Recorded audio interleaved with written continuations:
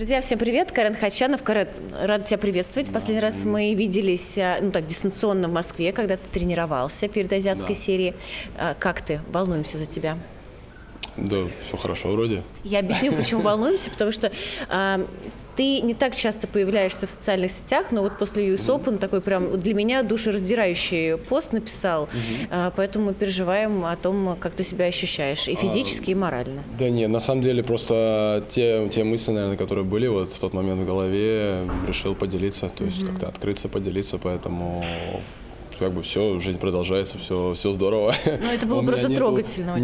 Нет никакой вот именно там депрессухи или все, что с этим связано. То есть, опять же, в этом, наверное, и разница, то, что вот не всегда бывают результаты, но то есть, опять же, в твоем деле, в твоей работе ты стараешься, выкладываешься, не все получается. И вот это главное, наверное, не выносить на личное, то есть, вот, чтобы не чувствовать вот именно такое расстройство, которое уходит вглубь, и вот у тебя уже ты зависишь от результатов, от побед, и то есть нет, ты должен быть в своей степени все равно осознавать, благодарным на то, что у тебя есть, может быть лучше, может быть хуже, да, всегда.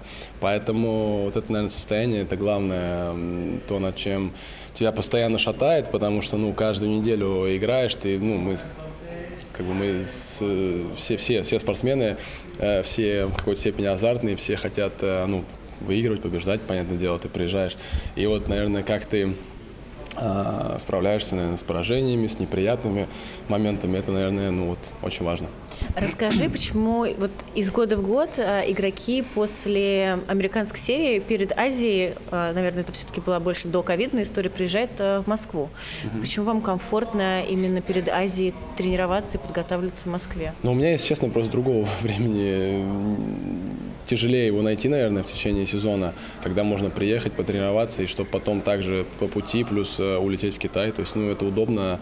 У меня такие вот есть периоды, месяца, какие-то периоды, я имею в виду, в течение сезона, когда я могу приехать, спланировать Москву домой. То есть, я всегда рад приехать, поэтому просто в данном случае это было удобно, комфортно. И в том году я так спланировал, в этом году, то есть, почему нет? Вообще погода была классная, все здорово. Мы-то рады тебя видеть, это классно было действительно.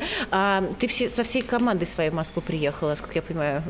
Сейчас это, наверное, сложно так всех собрать, перевести, визы и так далее. Кстати, вот как ни странно, с того года, или с этого года услышал, что визы делать очень легко. Особенно для иностранцев на 16 дней дают туристические визы онлайн, то есть, вообще, то есть расплюнуть, и поэтому всю команду, привезти. Единственное, что перелеты там, опять же, через Турцию или через Дубай, чуть дольше им лететь, там, как в Китай тоже. Но, опять же, если там приезжаешь на 10 дней, на 2 недели, то есть это того стоит. Опять же, мог и один, конечно, потренироваться, но я все равно хотел именно сконцентрироваться на процессе, на работе, чтобы, сыграл все US Open, появилось время подготовиться там к оставшимся турнирам до конца года. Поэтому так все было и спланировано. Я сразу представила, что вы в одном доме жили. Это было не так. Нет, в каком одном доме не.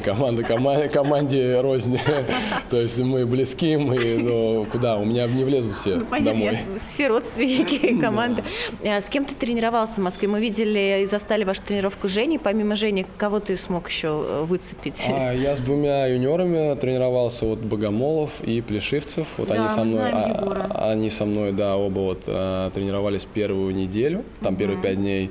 Вдвоем, а потом Аслан прилетел в Москву, мы с Асланом тренировались тоже, получается, там дней 5, и последний день, крайний день с Женей Донским тоже тренировались. То есть в Москве тебе есть с кем играть, да? Опять же, в этом период времени, видимо, мы все время там заранее, я говорю, Игорю Куницыну, то есть кто координирует тренировки, что там то-то нужно, или на Спартаке, спрашиваю, кто есть, то есть, опять же, кто в Москве, сразу же маякует и планируем тренировки. Мы, кстати, привет большой Насте Мыскиной передаем, потому что раньше всех о твоем приезде узнала как раз Настя. Настя как раз один из координаторов главных. Координатор. One love. Карен, спасибо тебе, удачи, будем болеть за тебя. Спасибо большое. Спасибо. Да.